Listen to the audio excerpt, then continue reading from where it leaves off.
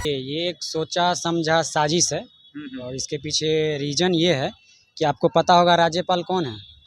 राज्यपाल का आप पृष्ठभूमि देखेंगे, उनका अतीत देखेंगे तो वो आरएसएसवादी हैं। ठीक है, बेस्ट देखिए, कोई अगर विश्वविद्यालय प्रशासन को मजबूती से चुनौती देने लगता है तो स्वाभाविक है वो उसकी आंखों में चुभेगा ही कि कोई हमारे सवालों पर, हमारे विश्वविद्यालय पर मतलब कैसे कोई आवाज़ उठा दे रहा है। कोई ये है कि हमारा उम्मीद है हमको कि मेरा नॉमिनेशन वैध हो जाएगा, और अगर हमारे साथ इंजस्टिस होता है, विश्वविद्यालय प्रशासन अगर इंजस्टिस करती है हमारे साथ, तो इसको लेकर के कल पुरजोर तरीके से लड़ाई लड़ी जाएगी। तो कल 10 बजे का समय दिया गया, कल 10 बजे आकर के हम लोग अपना पक्ष रखेंगे। और पक्ष क्या रखना, मतलब हमारे तरफ से कहीं कोई मिस है ही नहीं। हमने जो रजिस्ट्रेशन पीएचडी का हुआ वो भी 1 नवंबर 2023 का समय दिया गया है उसमें।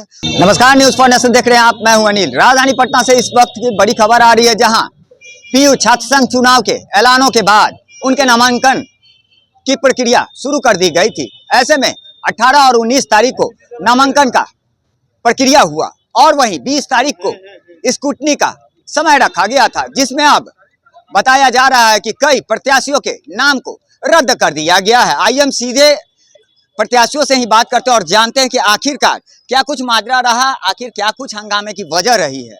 ये हमारे साथ हैं, अभी एनएसयूआई के अध्यक्ष पद के लिए प्रत्याशी हैं। हम सीधे उन्हीं से बात करेंगे।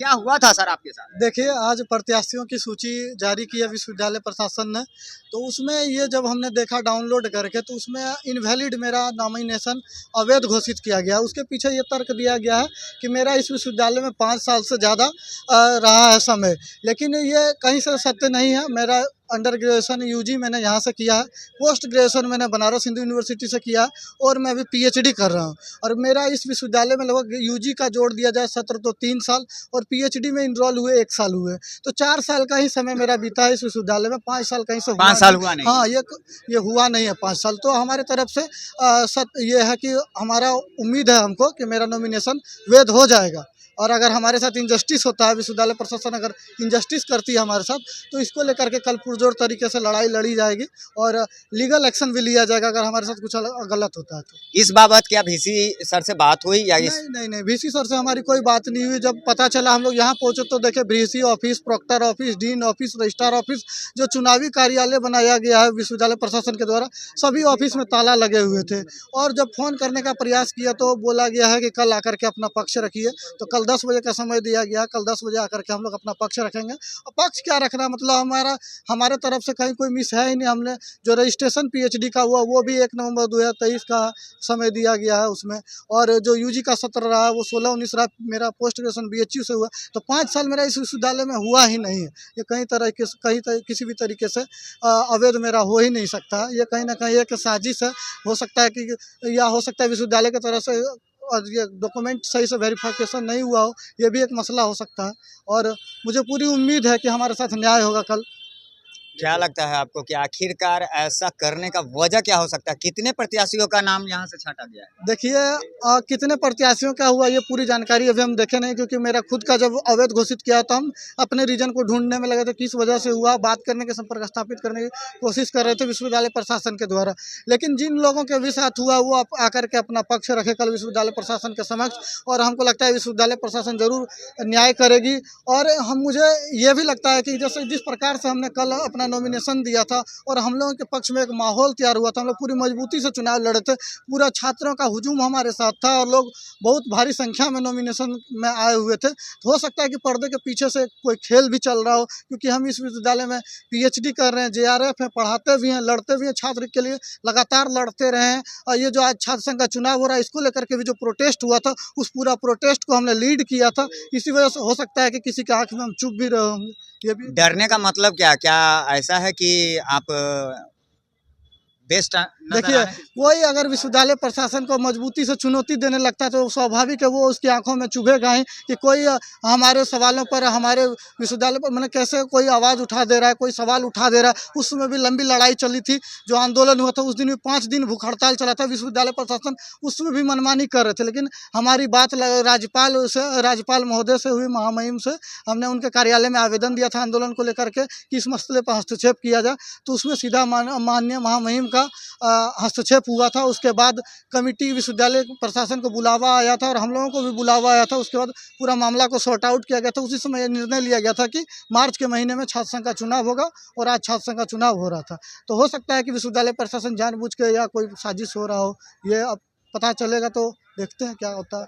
लेकिन हम लोग लीगली एक्शन भी लेंगे। अगर हम लोगों के साथ इनजस्टिस होता है तो हम लोग लीगली एक्शन भी लेंगे। जो जानकारियाँ मिल रही है, कन्हैया कुमार से भी आपकी बात हुई? जी जी जी, प्रभारी वो NSUI के राष्ट्रीय प्रभारी हैं, उनका भी फ़ोन आया हुआ था। वो जानना चाह रहे थे कि क्या रीज़न है, क्यों तुम्हारा नॉमिनेशन वैलिड हुआ। तो हमने बताया कि भैया हम लोग पूरी मजबूती के साथ चुनाव में उतरे थे, हम लोग बहुत मजबूत थे, हम लोगों के पक्ष में एक माहौल तैयार हुआ था। तो हो सकता है कि हमारे खिलाफ एक साजिश हो, हमारे संगठन के खिलाफ एक साजिश हो।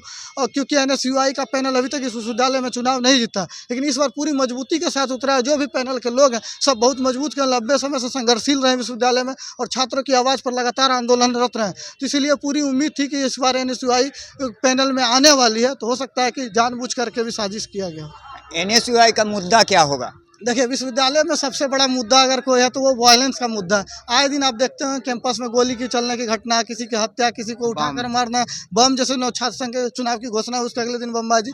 तो वायलेंस इस कैंपस का सबसे बड़ा मुद्दा है और वायलेंस फ्री कैंपस ही कराने की जिम्मेदारी हम लोग NSUI की है। अगर NSUI का पैनल चुन करके आता तो वायलेंस फ्री कैंपस कराना हमारा फर्स्ट प्रायोरिटी होगा। तो जाहिर सी बात है, हम कुछ और प्रत्याशियों से, स्टूडेंट से ही बात करेंगे कि आखिरकार इस पूरे प्रकरण में, या फिर कहें कि छात्र संघ चुनावी घोषणा के बाद ऐसी क्या वजह हुई कि कई प्रत्याशियों के नामांकन को रद्द किया गया है। हम कुछ और छात्रों से बात करते हैं, उनसे भी जानते हैं कि आखिरकार क्या लगता है आपको? देखिए, ये एक सोचा समझा साजिश है और इसके पीछे रीज़न ये है कि आपको पता होगा राज्यपाल कौन है। राज्यपाल का आप पृष्ठभूमि देखेंगे, उनका अतीत देखेंगे तो वो RSS वादी हैं, ठीक है, RSS के लोग हैं वो, और वो RSS के लोग हैं। और जब पटना विश्वविद्यालय के वाइस चांसलर का आप पृष्ठभूमि देखेंगे, उनका आप अतीत देखेंगे, तो वो भी RSS के लोग रहे हैं, RSS वादी वो भी हैं। तो ये एक सोचा समझा साजिश है कि जो भी किसान का बेटा, आप देखे होंगे कि जिस तरह से कल नामांकन में ट्रैक्टर का प्रयोग किया गया।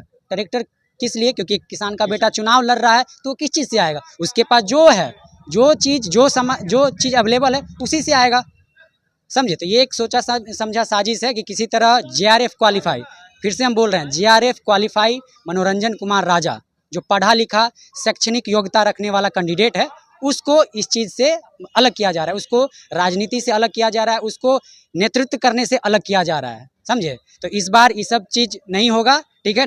मनोरंजन कुमार राजा का नामांकन एकदम वैलिड होगा। अगर नहीं हुआ तो इलेक्शन नहीं होगा, जान लीजिए। तो जाहिर सी बात है, यहाँ छात्रों ने साफ तौर पे कह दिया है कि यदि NSUI के अध्यक्ष पद के प्रत्याशी मनोरंजन राजा का नामांकन रद्द किया गया या फिर उनका प्रत्याशी में नाम नहीं जोड़ा गया तो आगे आंदोलन और भी तेज हो सकती है। लगातार हमारी छोटी बड़ी खबरों से अपडेट रहने के लिए देखते रहें न्यूज़ फॉर नेशन।